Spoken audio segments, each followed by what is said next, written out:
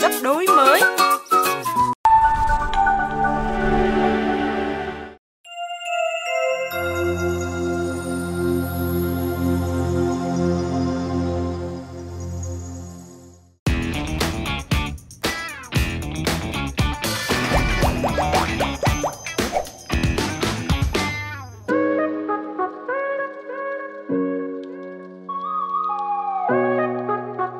Nếu muốn tìm kiếm sự yên bình, gặp gỡ những con người hồn hậu, mến tình, hiếu khách, khám phá xứ miệt vườn ruộng lúa mênh mông, thì Cần Thơ, vùng đất Tây Đô gạo trắng nước trong là một điểm đến không thể bỏ qua.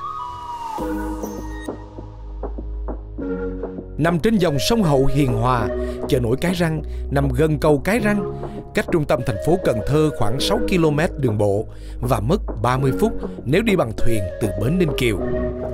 Nét độc đáo và đặc điểm chính của chợ nổi Cái Răng là chuyên bán các loại trái cây đặc sản của vùng đồng bằng sông Cửu Long. Ngoài ra, những món ăn đậm chất dân dã và thơm ngon của người dân miền Tây cũng không thể thiếu trên dòng sông này.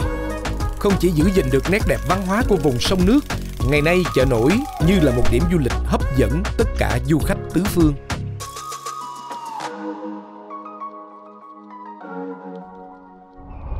Ngoài việc tham quan các cảnh đẹp, sẽ rất hối tiếc nếu chúng ta bỏ lỡ cơ hội khám phá làng nghề truyền thống làm ra sợi hủ tiếu nổi tiếng khắp nơi của vùng đất Cần Thơ, gạo trắng nước trong. Ngắm nhìn người thợ làm hủ tiếu cần mẫn nâng niu từng chiếc bánh mới thấy được sự vất vả và niềm yêu nghề truyền thống này. Nếu những chiếc pizza truyền thống mang đặc trưng với phần đế là bột nướng, thì người miền Tây lại sáng tạo bằng một loại nguyên liệu rất quen thuộc, sợi hủ tiếu.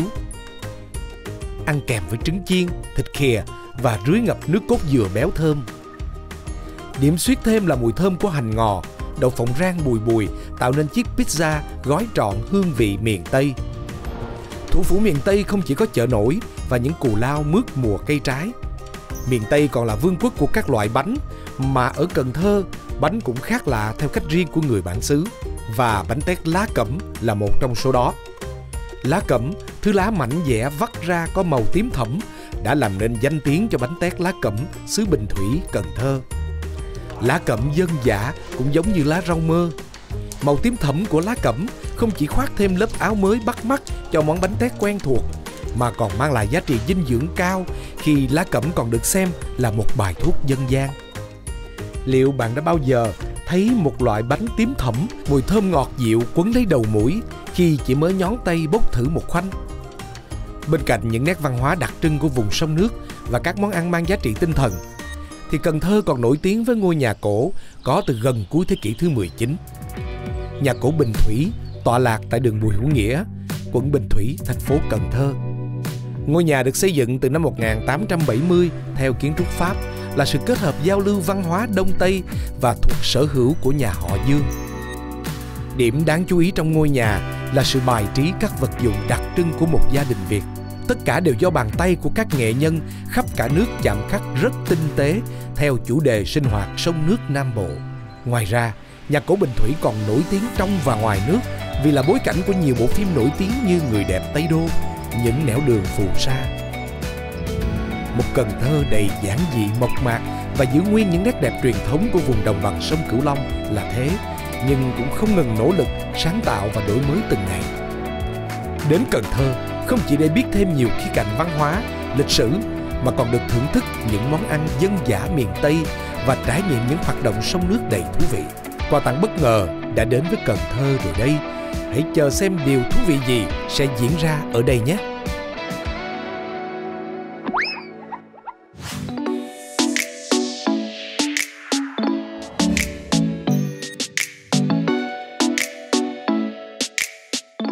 Kính chào quý vị và các bạn, chào mừng quý vị và các bạn đang đến với chương trình quà tặng bất ngờ. Kính thưa quý vị và các bạn, Color Man đang có mặt trên cây cầu đi bộ hay còn gọi là cây cầu tình yêu tại Cần Thơ. Chương trình quà tặng bất ngờ do Đài Truyền hình Thành phố Hồ Chí Minh phối hợp cùng công ty Color Entertainment thực hiện. Chương trình quà tặng bất ngờ được phát sóng vào lúc 20 giờ 25 phút tối thứ Sáu hàng tuần trên kênh HTV7. Chỉ còn khoảng 30 phút nữa thôi thì chương trình sẽ diễn ra và địa điểm ghi hình game show của quà tặng bất ngờ sẽ diễn ra ở ngay bến Ninh Kiều. Nào, mời quý vị và các bạn cùng theo chân Color Man chúng ta đi xuống bến Ninh Kiều. Kính thưa quý vị và các bạn, là lý do là vì mình muốn cái chương trình quà tặng bất ngờ sẽ mang đến cho quý vị và các bạn những cái niềm vui bất ngờ Và tất cả mọi thứ nó đều rất là đơn giản. Chỉ cần trả lời 5 câu hỏi của Coleman thôi. Câu thứ nhất 500.000, câu thứ hai 1 triệu, câu thứ ba 2 triệu, câu thứ tư 5 triệu và câu thứ năm 10 triệu đồng. Đơn giản vô cùng. Ban tổ chức đã chuẩn bị cho Coleman cái xe rồi để mình dạo trong lúc mà chưa tới giờ ghi hình. Luật chơi là 5 câu hỏi như vậy và quý vị có tới 3 quyền trợ giúp. Quyền trợ giúp thứ nhất là quý vị và các bạn có thể gọi điện thoại cho người thân của mình để tìm đáp án. Lựa chọn thứ hai đó là quý vị các bạn có thể chọn bất kỳ một người nào xung quanh mình, một khách vãng lai để nhờ cho mình đáp án. Và cái quyền trợ giúp thứ ba là chắc chắn thắng, đó là Coleman sẽ là người hỗ trợ cho các bạn câu trả lời chính xác. Và chỉ với một điều kiện, đó là các bạn phải thực hiện cái thử thách của Coleman.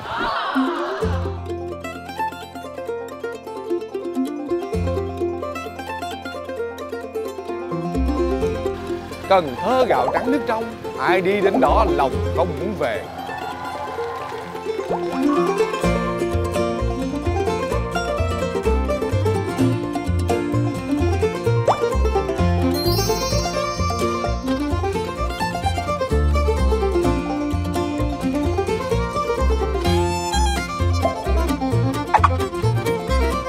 Ồ, bắp nướng hả bà?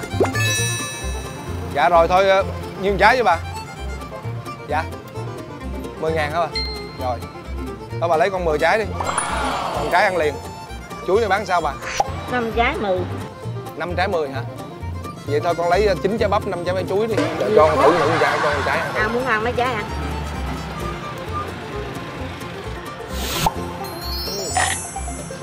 Trời ơi, cái này ngon nè.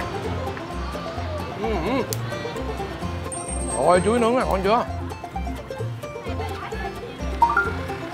Để cho con 8 trái bắp, 20.000 chuối. Rồi ăn này chắc tôi ghiền thiệt luôn á nha, chứ không phải giỡn đâu nha. Cái bánh này là mình cũng mua luôn hay bà làm? Làm ơn đó. Bà làm hả? Ừ. Ồ, bánh khoai mì không bà? Khoai mì ngon lắm, làm nhà mà. Thử luôn. Thử đi, sao đâu đi gì để cho nóng nha. Lên xe. Rồi bây giờ mình sẽ di chuyển ra địa điểm ghi hình nha bà con bác ơi. Các bạn nào ở Cần Thơ chạy ra liền nhé, ra sớm. Chào mừng quý vị và các bạn đã đến với chương trình quà tặng bất ngờ. Chương trình quà tặng bất ngờ do Đài Truyền hình Thành phố Hồ Chí Minh phối hợp cùng công ty Color Entertainment thực hiện với sự đồng hành của nhãn hàng Coleman Food Mart. Chương trình quà tặng bất ngờ được phát sóng vào lúc 20 giờ 25 phút tối thứ Sáu hàng tuần trên kênh HTV7. Và kính thưa quý vị và các bạn, không để cho quý vị và các bạn chờ đợi lâu nữa, Coleman xin được phổ biến với tất cả quý vị và các bạn đang xem chương trình qua màn ảnh nhỏ cũng như là quý bà con cô bác Cần Thơ đang có mặt tại công viên Bến Ninh Kiều này. Luật chơi rất là đơn giản, những người tham gia chỉ cần trả lời 5 câu hỏi. Câu hỏi thứ nhất, nếu bạn vượt qua, giải thưởng là 500.000. Câu hỏi thứ hai, nếu bạn vượt qua, giải thưởng là 1 triệu. Câu hỏi thứ ba, các bạn vượt qua, giải thưởng là 2 triệu. Câu hỏi thứ tư, các bạn vượt qua, giải thưởng là 5 triệu.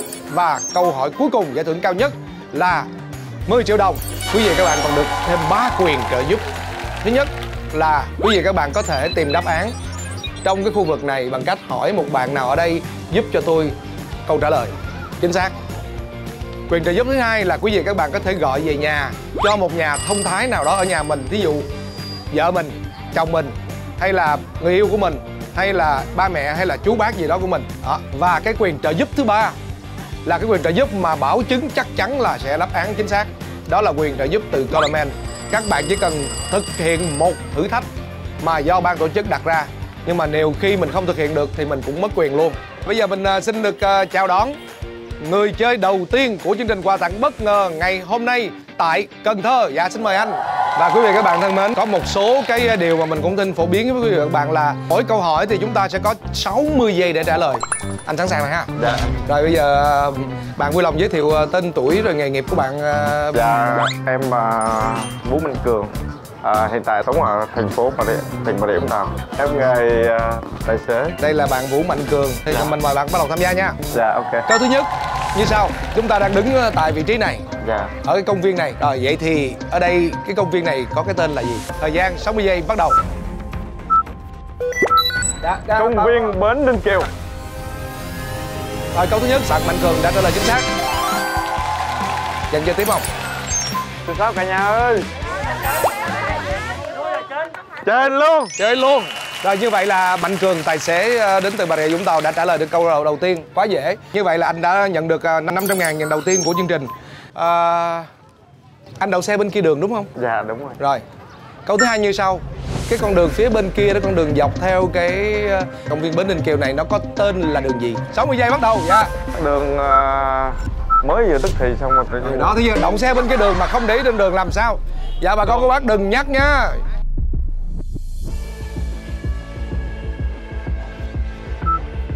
Còn 30 giây. Anh ráng anh nhớ đi, đừng anh còn 3 quyền trợ giúp. Rồi trợ giúp. Rồi anh nhờ một người nào mà giúp đỡ. Rồi anh cứ chọn một người nào, có ai có thể giúp đỡ cho anh. Dạ đương nha. Rồi hai bà chân anh. Dạ đúng rồi. Dạ rồi anh tên gì anh? Em là tên Lực anh. Tên gì? Lực. Lực hả? Rồi Cường đã sử dụng quyền trợ giúp thứ nhất là từ anh Lực. Con đường phía bên tay phải của mình cập ngay sát công viên Bến Ninh Kiều, đó chính là con đường Hai Bà Trưng.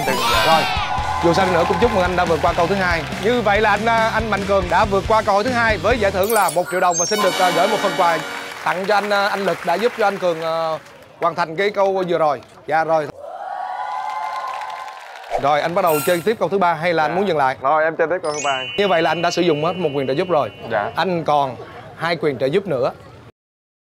Câu thứ ba, ở khu vực đồng bằng sông Cửu Long có bao nhiêu tỉnh có huyện Châu Thành? 60 giây bắt đầu. An Giang, Tiền Giang,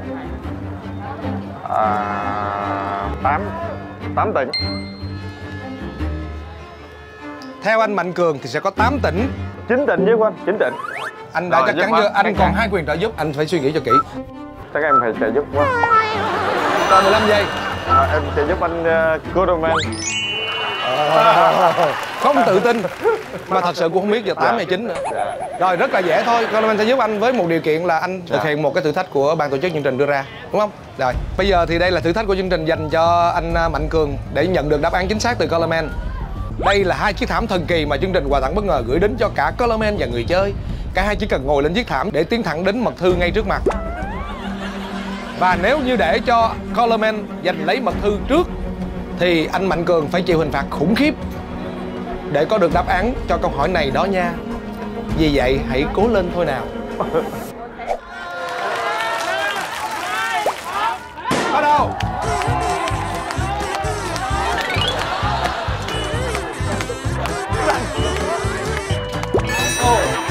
Hít thở, hít thở. Hít thở, hít thở. Em dùng tay. Lấy một con thơ. Rồi bây giờ thì anh Mạnh Cường sẽ đọc cái đáp án chính xác của câu thứ ba. Dạ, có 9 tỉnh. Trời ơi, nãy anh nói xém trúng rồi mà anh bị Coleman hù. Còn anh hoảng quá, anh mất tự tin luôn. Dạ rồi. Tại khu vực đồng bằng sông Cửu Long có tất cả là 9 tỉnh có huyện Châu Thành. Những tỉnh tại đồng bằng sông Cửu Long có huyện Châu Thành. Thứ nhất là tỉnh Long An. Thứ hai tỉnh Tiền Giang. Thứ ba là Bến Tre. Thứ tư là Đồng Tháp. Thứ năm là Hậu Giang. Thứ sáu là Kiên Giang. Thứ bảy là Sóc Trăng. Thứ 8 là Trà Vinh và thứ 9 cuối cùng là An Giang. Dù sao đi nữa, cũng xin chúc mừng anh Mạnh Cường là người chơi đầu tiên nhưng mà đã tạo được một không khí rất là vui cho chương trình và chúc mừng anh đã vượt qua câu hỏi thứ ba, 2 triệu đồng.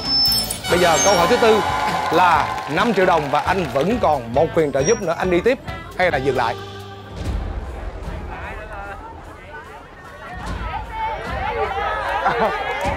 Tiếp đi không? Tiếp đi đúng không? Là chơi tới cùng. Không? Gần vào. Rồi chơi, em chơi cho mình tiếp. Rồi quý vị và bạn cho trạm tay cho anh Mạnh Cường nha. Bây giờ là câu thứ tư. Cần Thơ có mấy chợ nổi? 60 giây bắt đầu.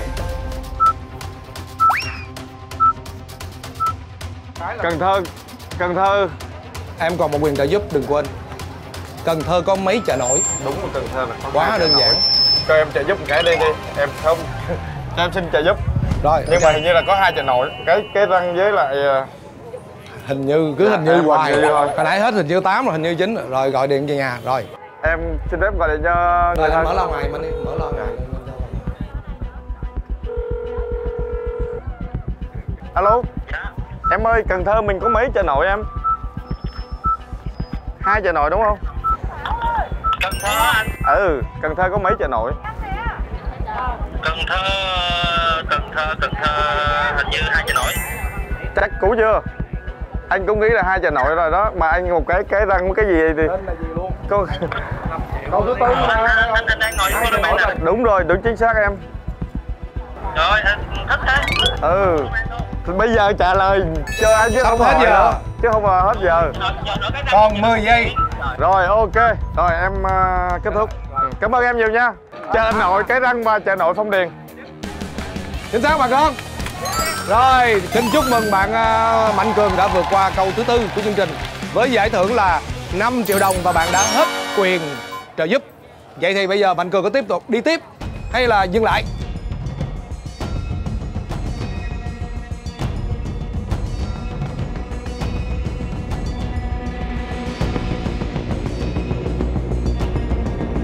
Dạ thôi em tới đây chơi vậy là vui rồi. Em xin phép dừng lại. Rồi xin chúc mừng bạn Mạnh Cường đến từ Bà Rịa Vũng Tàu. Giải thưởng 5 triệu đồng. Rồi, cảm ơn tất cả mọi người khán giả nha.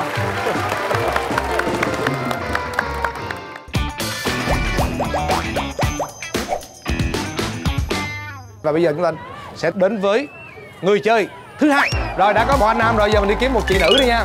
Rồi chị nữ.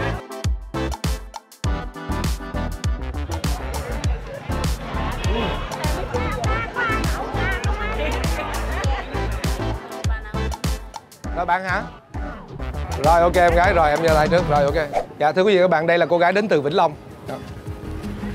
Cánh tay hồi nãy bạn giơ lên rất là cao và mình nghĩ là bạn rất là tự tin. Em có thể vui lòng giới thiệu danh tính của em? Em tên là Hồng Nương. Em đến từ Vĩnh Long. Em làm siêu thị, nhân viên bán hàng trong siêu thị. Em năm nay 30 tuổi. Như vậy thì câu hỏi đầu tiên cho em cũng sẽ là một câu rất dễ. Em đã nắm được luật chơi của chương trình chưa? Dạ, được. Được rồi phải không? Dạ. Câu đầu tiên rất là đơn giản. Ngôi nhà cổ nhất thành phố Cần Thơ có tên là gì? 60 giây bắt đầu. Ngôi nhà cổ nhất.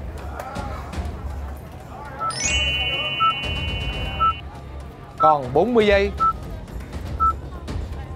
Em xin sử dụng quyền trợ giúp và hỏi khán giả. Rồi, như vậy là bạn Hồng Nương xin một quyền trợ giúp đến từ quý khán giả bà con cô bác gần đây. Em hỏi áo trắng.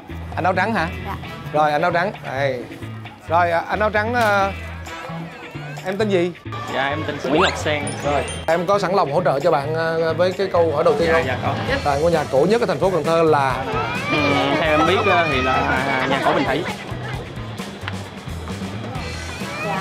Rồi vậy thì em có chọn đó là đáp án cuối cùng của em không? Có.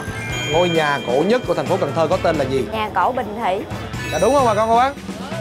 Dạ. Rồi xin chúc mừng em đã vượt qua câu thứ nhất của chương trình. Rồi cảm ơn em. Rồi đây gửi tặng em một cặp nước mắm. Rồi như vậy là bạn Hồng Nương của chúng ta đã vượt qua câu thứ nhất của chương trình 500.000. Em có đi tiếp không?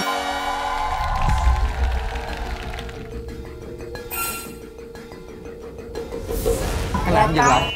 Rồi câu thứ hai như sau. Xoài cát Hòa Lộc có nguồn gốc từ thành phố Cần Thơ. Đúng hay sai? Dạ sai. Chắc không? Dạ chắc. Em chắc chắn đây là đáp án cuối cùng chưa? Dạ chắc. Dạ xoài cát Hòa Lộc xuất xứ không phải là ở Cần Thơ. Dạ thưa quý vị các bạn, đúng rồi.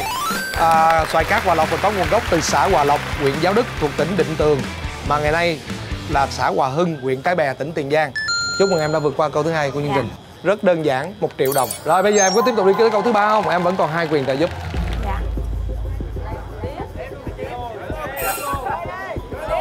Dạ em chơi tiếp. Chơi tiếp hả? Dạ. Rồi quý vị các bạn thân mến, như vậy là bạn Hồng Nương sau 2 câu đã sử dụng hết 1 quyền trợ giúp và bạn tiếp tục đi tới câu thứ ba. Dạ. Rồi câu thứ ba, nói đến Cần Thơ là nói đến thơ ca có 2 cái câu thơ mà chắc chắn là rất nhiều người biết. 2 câu thơ thì anh sẽ cho em một cái câu đầu tiên và nhiệm vụ của em phải đọc lên câu thứ hai. Dạ. Và phải chính xác. Cần Thơ gạo trắng nước trong. Câu thứ hai là cái gì? Ai đi đến đó là không muốn về. Ai đi đến đó là không muốn về.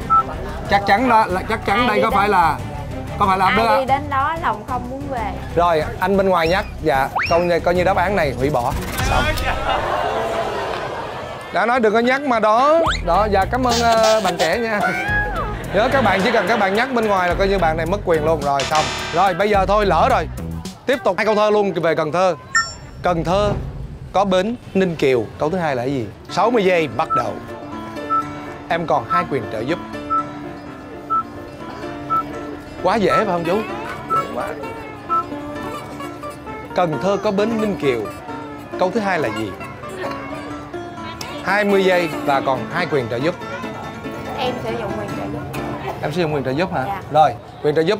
Một là gọi điện thoại về nhà, hai là trợ giúp từ Colorman. Em chọn quyền trợ giúp nào? Dạ, quyền trợ giúp từ Colorman. Nói chung là cái quyền trợ giúp mà từ Colorman là cái quyền trợ giúp khôn ngoan nhất, tại vì chắc chắn là đáp án chính xác. Chỉ có điều là em phải thực hiện một thử thách nha. Dạ. Và đây là thử thách của chương trình Nhún Nhún Điệu Điệu. Đó, có một chiếc băng đô cài tóc gắn một chiếc lò xo xinh xắn. Và người chơi là em đó sẽ đội một chiếc băng đô này lên đầu, không được dùng tay, chỉ di chuyển đầu và cơ thể, làm sao cho chiếc lò xo về lại ngay ngắn trên trán là hoàn thành thử thách. Và chỉ 1 phút mà thôi. Bây giờ không được dùng tay và em có 60 giây để làm sao để thực hiện thử thách này. Và con cô bác mình cho một tràng pháo tay cho bạn Hồng Nương đi nha. Ok, bắt đầu.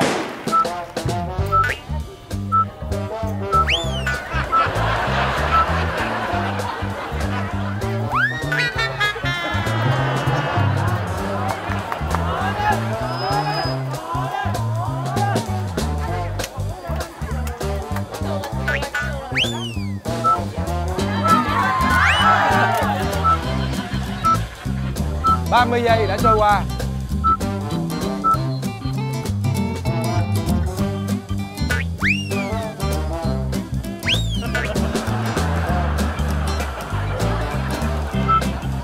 Còn 15 giây.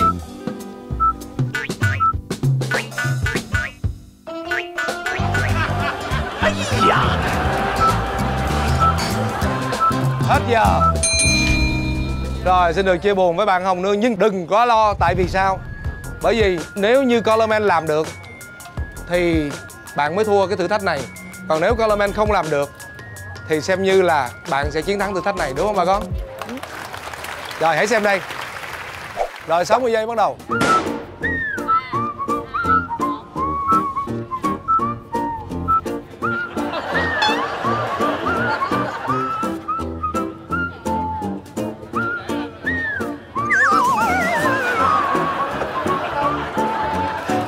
Rồi, chơi thiệt nào.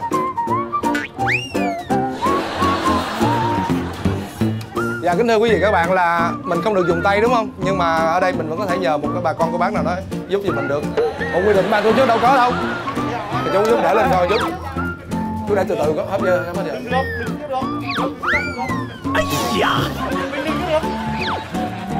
Không, chú cứ để lên thôi. Ủa con đâu đụng tay đâu, rõ ràng là mình đâu có đụng tay đâu. Sao khó dữ vậy? Cái này con sữa đó. Được anh. Được thiệt. Buông xuống hết rồi nè.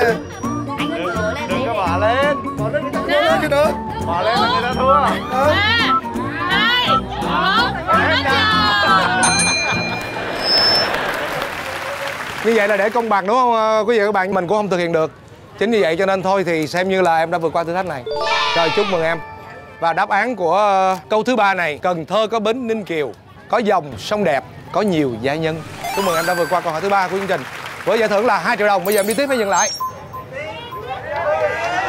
Em đã mất 2 quyền trợ giúp và em chỉ còn 1 quyền trợ giúp cuối cùng thôi.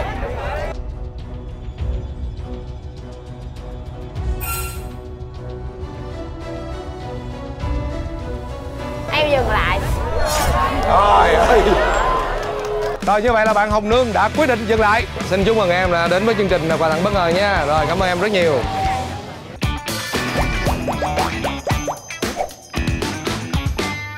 Và kính thưa quý vị và các bạn, như vậy là chúng ta đã bước qua với người chơi thứ hai và cũng rất là thú vị. Rồi bây giờ mời người chơi thứ 3. Thật sự là mình rất mong muốn là có một người chơi nào đó sẽ vượt qua được câu thứ 5 là 10 triệu của chương trình. Dạ. Hồi nãy là vừa một bạn nữ rồi đúng không? Và bây giờ thôi thì tiếp tục bạn nam đi, bạn này đi.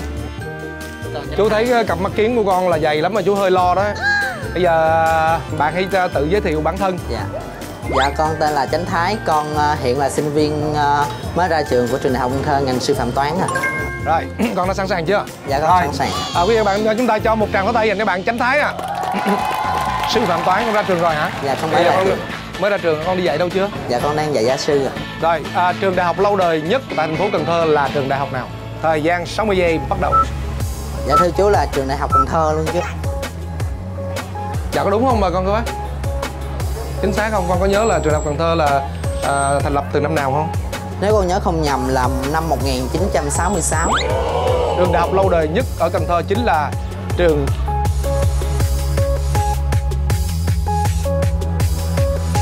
Đại học Cần Thơ. Xin chúc mừng con với câu đầu tiên. Và trường Đại học Cần Thơ được thành lập vào ngày 31 tháng 3 năm 1966 với cái tên gọi là Viện Đại học Cần Thơ. Và giai đoạn sau năm 1975 thì Viện Đại học Cần Thơ được chính thức đổi tên thành Đại học Cần Thơ. Rồi, chúc mừng Chánh Thái. 500.000 con đã vượt qua câu hỏi thứ nhất rất xuất sắc. Rồi, vậy thì thành phố Cần Thơ có bao nhiêu trường đại học? 60 giây bắt đầu. Thành phố Cần Thơ có bao nhiêu trường đại học? Và con hãy nhớ rằng con có 3 quyền trợ giúp. Đó, quyền trợ giúp thứ nhất là bà con cô bác đứng gần đây sẽ giúp con. Quyền trợ giúp thứ hai là chú. Quyền trợ giúp thứ ba là con gọi điện về cho một người thân. Dạ chắc con nhờ sự trợ giúp của chú. Xin trợ giúp của chú liền hả? Chắc ăn vậy? Dạ. Rồi như vậy là bạn Chánh Thái xin đáp án từ Coleman. Rồi xin mời bạn.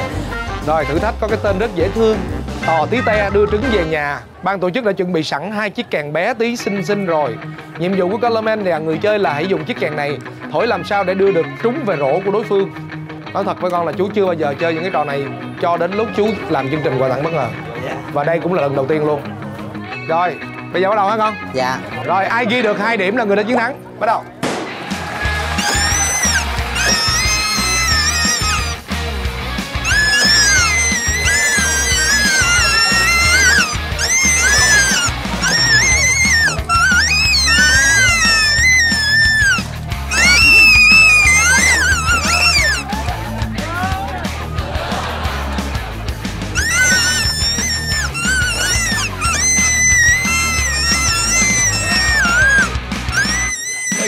Này vẫn tới sáng đi chơi.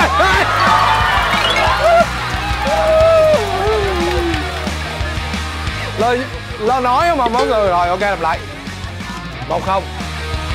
Ôi đó.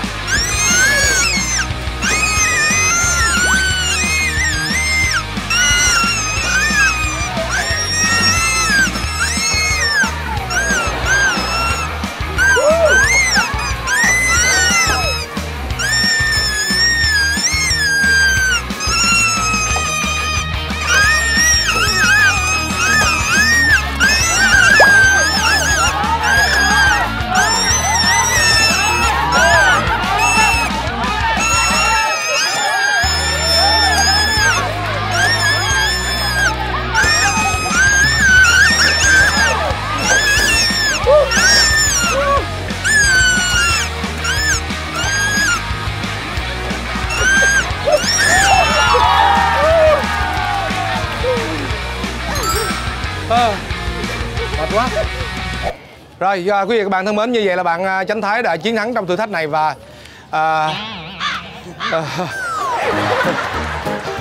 dạ, đây là đáp án chính xác của chương trình. Câu thứ câu thứ mấy rồi? Dạ câu thứ 2. Rồi mới câu thứ 2.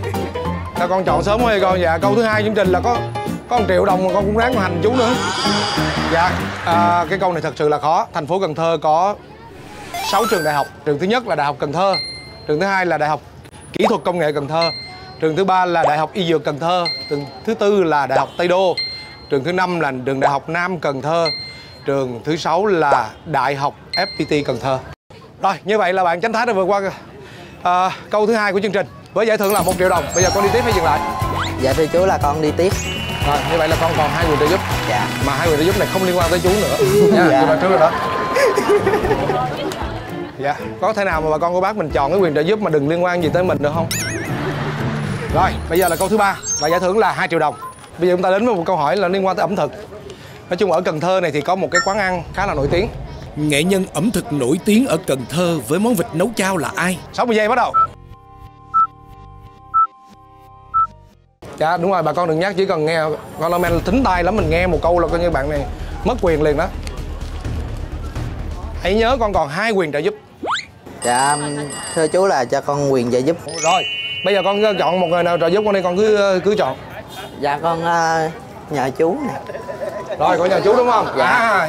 Chắc chắn chưa? Cái này là chọn mặt gửi vàng đó, nhiều khi mình chọn sai người mình cũng đi luôn đó. Dạ, con tin chú. Đây như vậy là bạn Chánh Thái đã chọn chú áo xanh. Rồi ok rồi. Dạ chú có chắc chắn cái đáp án chú sẽ giúp được bạn hay không ạ? Hy vọng. Dạ hy vọng hả? Dạ thì con cũng hy vọng vậy. Dạ thưa chú tên gì vậy? Chú tên Hải. Chú tên Hải vậy? Thành Giao. Rồi quá chính xác thưa quý vị các bạn thân mến. Đúng rồi bà con cô bác. Rồi quá chính xác. Dạ rồi thưa chú, đây là một chai dầu hào hay là chai tương ớt hả chú? Rồi cảm ơn chú. Dạ. Thưa quý vị các bạn, như vậy là với sự trợ giúp của chú Hải thì bạn Chánh Thái đã vượt qua được vòng thứ 3 của chương trình với giải thưởng là 2 triệu đồng và con đã mất 2 quyền trợ giúp. Vậy thì bây giờ con tiếp tục đi tiếp câu hỏi thứ 4 để nhận giải thưởng 5 triệu hay là con dừng lại? Và con còn một quyền trợ giúp nữa, gọi điện về cho người thân. Và đương nhiên mình phải có cái sự tự tin về kiến thức của mình nữa chứ. Dạ. Dạ thưa chú là con đến đây chơi vui cho nên là con sẽ chơi tiếp. Rồi, quý vị các bạn cho anh tràng pháo tay đó bạn. Câu thứ 4 với giải thưởng 5 triệu. Rồi, câu thứ 4 có nội dung như sau. Cần Đước là một huyện thuộc đồng bằng sông Cửu Long. Vậy huyện Cần Đước thuộc tỉnh thành nào? 60 giây bắt đầu và đừng ai nhắc cho bạn Chánh Thái, nếu không bạn mất lượt. Bạn sẽ mất quyền thi đấu. Suy nghĩ thật kỹ, Cần Đước là một huyện thuộc đồng bằng sông Cửu Long. Cần Đước nhiều khi ở Cần Thơ đó. Phải không? Cần. Dạ. Cần Đước, Cần dạ, Giờ. chú cho con sử dụng quyền trợ giúp còn lại chứ. Con sử dụng quyền trợ giúp còn lại hả? Rồi, đồng ý. Rồi, con có 30 giây để gọi điện cho người thân nha. Bạn không nghe máy. Cho con đọc. Con đổi người đi con. Ok. Cho con gọi cho Tía con. Gọi cho Tía hả? Rồi. Không nghe. Tía không nghe luôn rồi. Cho con nhấc bá tam lần thứ 3 nha chú. Rồi, nếu con cuộc gọi thứ 3 này mà không thành công thì xem như là chúng ta xin chào tạm biệt. Bye. Không biết gọi cho ai luôn. Dạ Tía con gọi lại. Tía đang gọi lại. Báo Long ngoài. Dạ alo. Tía cho con hỏi Cần Đước thuộc tỉnh thành nào vậy Tía? Cần Đước thuộc tỉnh thành nào? Cần Đước ở Long An. Dạ rồi, con cảm ơn Tía. Dạ thưa chú là với sự trợ giúp của Tía con thì con xin trả lời là Cần Đước thuộc tỉnh Long An ạ. Đúng quý vị các bạn. Rồi, vô đầu tay rồi. Như vậy là bạn Chánh Thái đã vượt qua vòng thứ 4 của chương trình với giải thưởng là 5 triệu đồng. Câu thứ 5 cũng không khó mà cũng không dễ. 10 triệu đồng. Bà con ai ủng hộ cho bạn đi tiếp hay dừng lại? Dạ thưa chú là con Dạ đi tiếp hay dừng lại bà con? Tiếp thôi. Tự tin lên. Dạ thưa chú là con xin 10 triệu. 10 triệu đồng. Và câu hỏi liên quan tới Cần Thơ. Chứ không đâu ở xa hết. Trời ơi, câu 5 dễ lắm. Vẫn còn suy nghĩ đó, được không? Chơi không? Dạ con tới đây chơi vui là chính vậy thôi, con quyết định đi tiếp à. Rồi, quyết định đi tiếp luôn. Rồi, như vậy bạn Chánh Thái sẽ đi tiếp vòng thứ 5 đúng không rồi con cô bác? Đây là một cái câu hỏi mà mình nghĩ rất là đơn giản cho nên là rất nhiều người biết. Đi tiếp là cũng đồng nghĩa là một là được 10 triệu, hai là mất 5 triệu luôn. Đó. Rồi, câu thứ 5 nó liên quan tới chợ nổi. Dạ. Thưa quý vị các bạn, ai cũng biết ở Cần Thơ là có 2 chợ nổi là chợ nổi Cái Răng và chợ nổi Phong Điền. Đó. Như vậy thì chợ nổi Cái Răng và chợ nổi Phong Điền khác nhau ở điểm gì? Thời gian 60 giây bắt đầu. Thưa chú là chợ nổi Cái Răng là chợ nổi Cái Răng khác với chợ nổi Phong Điền ở chỗ là cái thời gian hoạt động của từng chợ nổi khác nhau á chú. Cụ thể là sao con? Dạ thưa chú là chợ nổi Cái Răng là mở từ sớm hơn chợ nổi Phong Điền. Chợ nổi Cái Răng là hoạt động tầm 5 giờ đến 6 giờ rưỡi sáng. Còn chợ nổi Phong Điền là động con nghĩ là nó khác nhưng mà con không có nắm được cái hoạt động của chợ nổi Phong Điền đó chú. Khác thời gian hoạt động là chính xác là đúng không bà con? Nhưng mà thời gian nào? 70% rồi đó. Dạ chợ nổi Phong Điền tầm 6 giờ đến tầm khoảng 7 giờ 7 rưỡi. Hoặc là tầm nếu mà trễ hơn là tầm 8 giờ.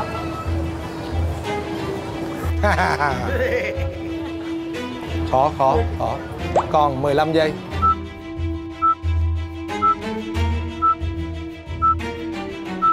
Chợ nổi Phong Điền hoạt động. Kính thưa quý vị khán giả, nói tóm lại đây là một cái trường hợp đặc biệt đúng không bà con cô bác? Thôi mình xin được dành lại cái đáp án này cho người kế tiếp. Và vì bạn cũng nói được đúng một ý, đó là chợ nổi Cái Răng và chợ nổi Phong Điền khác nhau là cái giờ hoạt động, nhưng bạn không thể nói rằng giờ hoạt động nó cụ thể là như thế nào. Chính vì vậy, ban tổ chức chúng tôi xin quyết định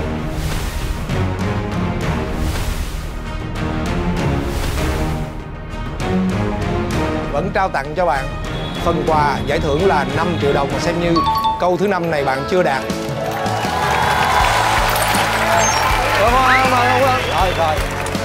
Rồi, xin chúc mừng con nhận giải thưởng 5 triệu đồng. Rất tiếc, chỉ cần một nhịp nữa thôi và mình để dành cái câu đó cho bà con cô bác nào mà lỡ lát mình may mắn mình bước vô ở tới vòng thứ 5, đúng không? Rồi, cảm ơn con.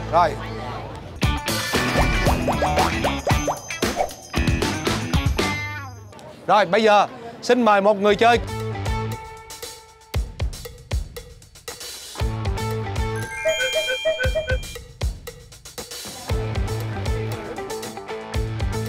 Rồi, em sẵn sàng lên chơi không? Rồi, dạ. Tự tin không nha, tự tin mới lên nha. Ráng lấy 10 triệu của chương trình nha. Dạ. Thưa quý vị và các bạn, như vậy là chúng ta đã có 3 người chơi và chúng ta sẽ đến với người chơi thứ tư. Rồi, em vui lòng giới thiệu tên, tuổi, nghề nghiệp. Dạ, em tên là Lê Thị Kim Ngọc. Em đến từ Long Xuyên, An Giang. Dạ. Quý vị và bạn, trân trọng pháo tay cho bạn Kim Ngọc đến từ An Giang, nhưng mà hiện tại bạn đang sinh sống tại đây 1 năm rồi. Rồi, và mình cũng hy vọng rằng là bạn Kim Ngọc hãy là một cái người chơi mà có thể vượt qua 5 vòng của chương trình ngày hôm nay. Dạ. Rồi, câu hỏi đầu tiên. Ở mình thì chắc bà con có biết mình trong Tết á, là chúng ta hay ăn dưa kiệu nè, rồi lạp xưởng, đúng không? Vậy thì món lạp xưởng của người Chăm mà rất nổi tiếng ở An Giang có cái tên gọi là gì? Dạ, anh là lạp xưởng tung lò mò của vùng đất Châu Phong làm. Rồi, vùng đất Châu Phong, chính xác đúng không các bạn? Rồi, như vậy chúc mừng em đã vượt qua câu đầu tiên chương trình 500.000. Câu thứ hai, đồng bằng sông Cửu Long mình có một cái đặc sản, đó là mùa nước nổi, đúng không bà con? Đó. Vậy thì mùa nước nổi thường được diễn ra những tháng âm lịch nào trong năm? Dạ, anh là mùa nước nổi thường bắt đầu từ tháng 7 đến tháng 10. chính xác. Chúc mừng em đã vượt qua câu thứ hai chương trình với giải thưởng 1 triệu đồng. Rồi, câu thứ ba, Cần Thơ có mấy quận và mấy huyện? Em có 3 quyền trợ giúp, đừng quên có 3 quyền trợ giúp. Nếu mình không tự tin, còn 40 giây.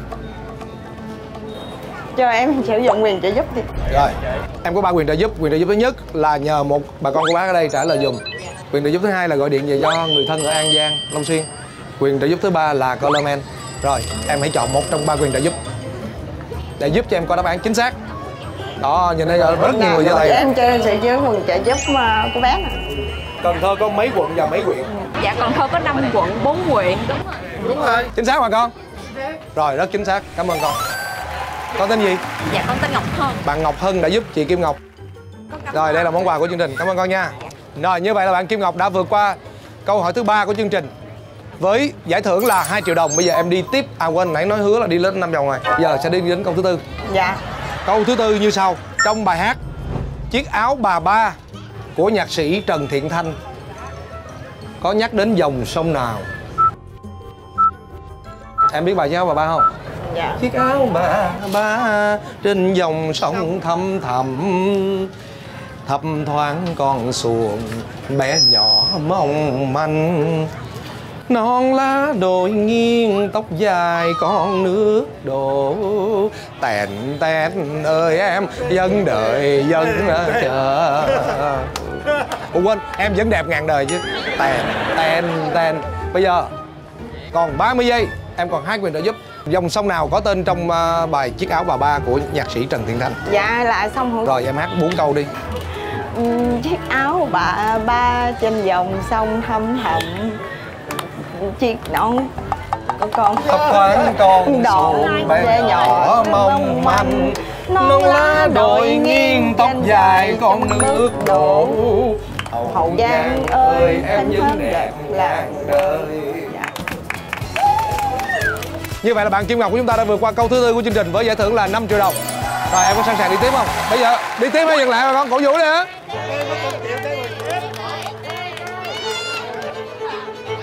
Vui mà.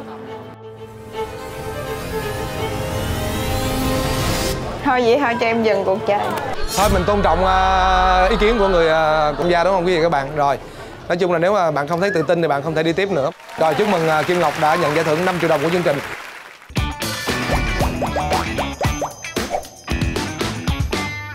Chào mừng quý vị và các bạn quay trở lại với chương trình quà tặng bất ngờ. Và chúng ta đã trải qua với 4 người chơi rất là vui, rất là thú vị. Và đây là người chơi cuối cùng của chương trình quà tặng bất ngờ tuần này. Con tự giới thiệu về bản thân con này, con đến từ đâu, rồi con tên gì? Dạ con tên là Ngọc Hân, quê quán con ở An Giang. Dạ con đang sinh sống tại Cần Thơ. Dạ con đang là sinh viên năm 2 khoa luật trường Đại học Cần Thơ. Dạ hết.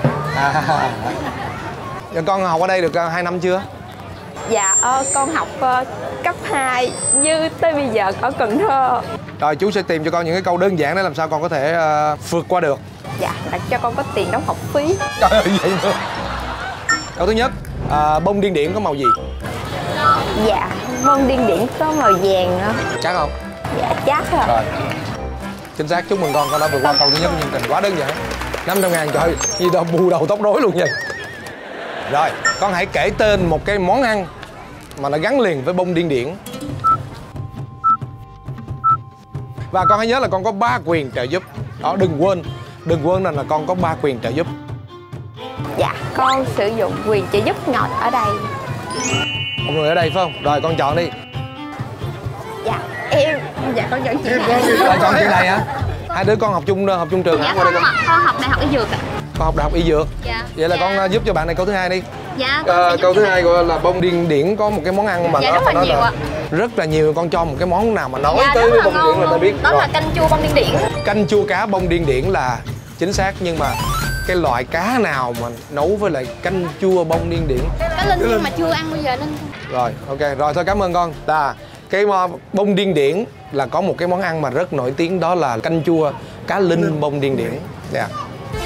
Có cái món này là đúng nghĩa là của An Giang luôn đó. Rồi cảm ơn con nha. Như vậy là con đã vượt qua được câu thứ hai của chương trình. Rồi bây giờ là con sẽ bước qua câu thứ 3. Rất là đơn giản. Chợ nổi Cái Răng nằm ở trên dòng sông nào? Con vẫn còn 2 quyền trợ giúp. 60 giây bắt đầu. Đó, dễ vậy luôn á. Chợ nổi Cái Răng đâu con biết không? Dạ biết. Nè chợ nổi Cái Răng ở đằng kia kìa con, ngoài kia đó. Ở đây mình chạy dài dài rồi tới chợ nổi Cái Răng. Còn 30 giây. Dạ con sử dụng quyền trợ giúp. Thưa quý vị và các bạn, như vậy là bước sang câu hỏi thứ 3, cũng rất đơn giản. Chợ nổi Cái Răng nằm trên dòng sông nào? Bạn Ngọc Hân cũng không nhớ ra nằm trên dòng sông nào, mà chỉ biết là nằm ở trên dòng sông này mà không nhớ dòng sông này là dòng sông nào. Khổ vậy đó. Bây giờ bạn sẽ nhờ cái quyền trợ giúp của chú con đúng không? Rồi ok, con gọi điện thoại về cho chú con đi. Con mở loa ngoài lên nha cho bà con cùng nghe nha. Chú con hết tiền. Trời ơi. Là ý làm sao? Điện thoại con hết tiền. Quý vị các bạn thấy có nhiều cái tình huống rất là buồn cười. Cô này cười liên tục luôn. Chú. Vì sao? Sao? Trời ơi, đi chơi mà không có tính trước gì, phải nạp tiền vô điện thoại con ơi. Nè con lấy cái máy của ban tổ chức hỗ trợ con nha. Coi chừng chú con thấy số điện thoại lạ không nghe nữa là con xong luôn. Alo Út ơi, con bé Dục nè. Gì vậy con? Út ơi, chợ nổi Cái Răng nằm trên dòng sông nào Út? Sông Hậu chứ. Dạ rồi con cảm ơn Út. Dạ. Chợ nổi Cái Răng nằm trên dòng sông nào? Dạ con xin trả lời là nằm trên dòng sông Hậu ạ. Quá đơn giản đây nè, dòng sông này đưa ra cho chợ nổi Cái Răng nè. Rồi thôi chúc mừng con đã vượt qua câu thứ 3 của chương trình. 2 triệu đồng. Rồi tiếp tục câu thứ 4. Nãy con hứa không dừng lại được. Rồi câu thứ 4 bắt đầu. Bình tĩnh. Đây nắm tay vô nè cho nó ấm nè. Rồi, tay lạnh quá. Câu thứ 4. Như vậy là con đã sử dụng hết 2 quyền trợ giúp, nhưng mà vẫn còn một quyền trợ giúp rất là quyết định, đó là quyền trợ giúp của chú. Thấy không? Nó sẽ giúp cho con đi qua câu thứ 4. Rồi câu thứ 4 có nội dung như sau. Cần Thơ mình có 2 cái chợ nổi rất nổi tiếng, đó là chợ nổi Cái Răng và chợ nổi gì nữa? Dạ chợ nổi Phong Điền ạ. Đúng rồi. Vậy thì chợ nổi Cái Răng và chợ nổi Phong Điền khác nhau ở cái điểm nào về thời gian hoạt động? Dạ khác nhau ở... Dạ con nghĩ là khác nhau ở thời gian họp chợ. Rồi, chính xác. Để thời gian hoạt động. Rồi, nhưng mà con phải trả lời câu kế tiếp. Khác nhau ở thời gian họp chợ, thời gian hoạt động. Cụ thể là như thế nào? Thời gian họp chợ của chợ nổi Cái Răng là vào khoảng giờ nào, và thời gian họp chợ của chợ nổi Phong Điền là trong khoảng thời gian nào? Dạ con nghĩ thời gian họp chợ của chợ nổi Cái Răng tầm 3-4 giờ sáng. Còn chợ nổi Phong Điền thì trễ hơn. Con vẫn còn một quyền trợ giúp nữa. Dạ con sử dụng quyền trợ giúp cuối cùng. Rồi con sử dụng quyền trợ giúp cuối cùng đúng không? Là chú đúng không? Dạ. Rồi mời con phải thực hiện một thử thách của chương trình. Dạ. Và nếu như con thua trong thử thách này thì xem như là con sẽ mất cái đáp án chính xác của chú, được chưa? Dạ. Rồi. Rồi và bây giờ là thử thách dành cho bạn Ngọc Hân. Đó, rút gỗ. Rút làm sao mà nó không bị đổ cái cục gỗ này. Và Coleman cũng như là bạn Ngọc Hân cũng sẽ cùng thực hiện cái thử thách này. Bạn rút không đổ là bạn chiến thắng. Và bạn rút đổ chưa phải là bạn đã mất cơ hội. Nếu mà Coleman rút đổ thua luôn thì coi như là bạn chiến thắng Coleman. Xong. Rồi con làm trước đi. Rồi quý vị các bạn cho một tràng pháo tay cổ vũ bạn nha.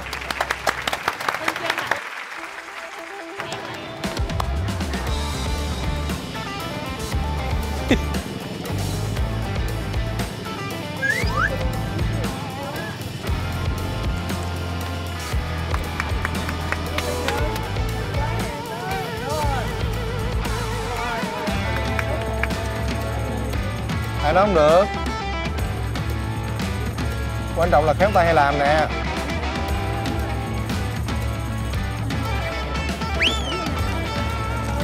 Thật quá.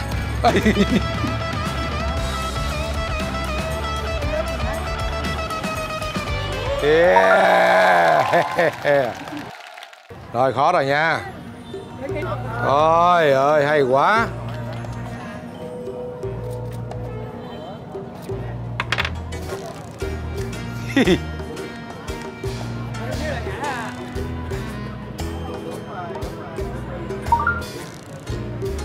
Trời ơi, thông minh thiệt luôn, hay. Được hết.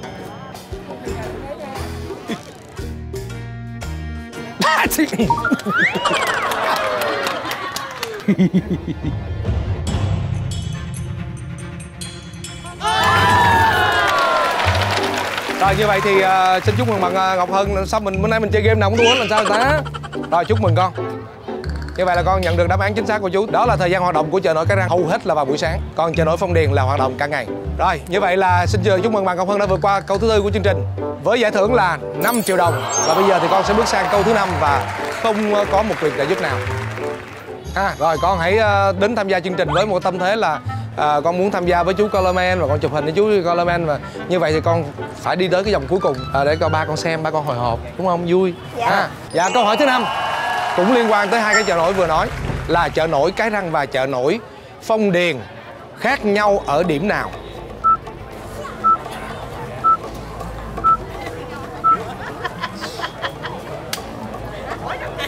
Dạ con nghĩ là khác nhau ở tên gọi. Một cái là Cái Răng, một cái là Phong Điền. Đúng rồi, dạ. Đơn giản vậy thôi là bác dạ. Chợ nổi chợ nổi Cái Răng với chợ nổi Phong Điền khác nhau cái tên gọi gì nữa, đúng không bà con? Đó là một câu hỏi mẹo thôi. Chú cũng hồi hộp dùng con là con thắng mà chú hồi hộp dùng luôn đó. Dạ con cảm ơn.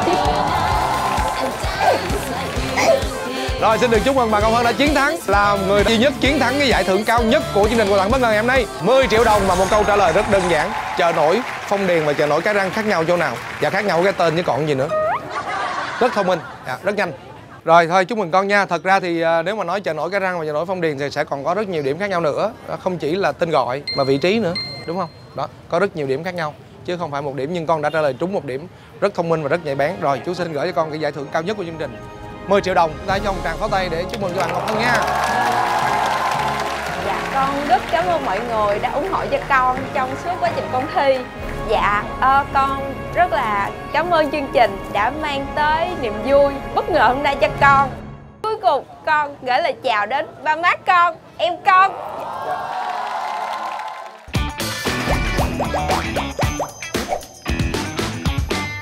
Đón xem tập 11 Quà Tặng Bất Ngờ được phát sóng vào lúc 20 giờ 25 phút thứ 6 ngày 16 tháng 4 năm 2021 trên kênh HTV7.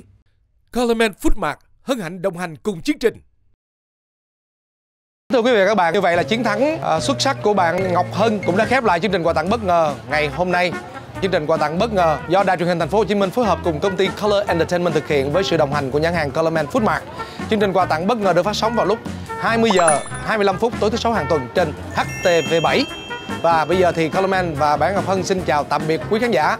Hẹn gặp lại quý khán giả trong tập tiếp theo của quà tặng bất ngờ, rất đơn giản, rất vui và rất dễ trúng thưởng thưa quý vị các bạn. Xin chào tạm biệt.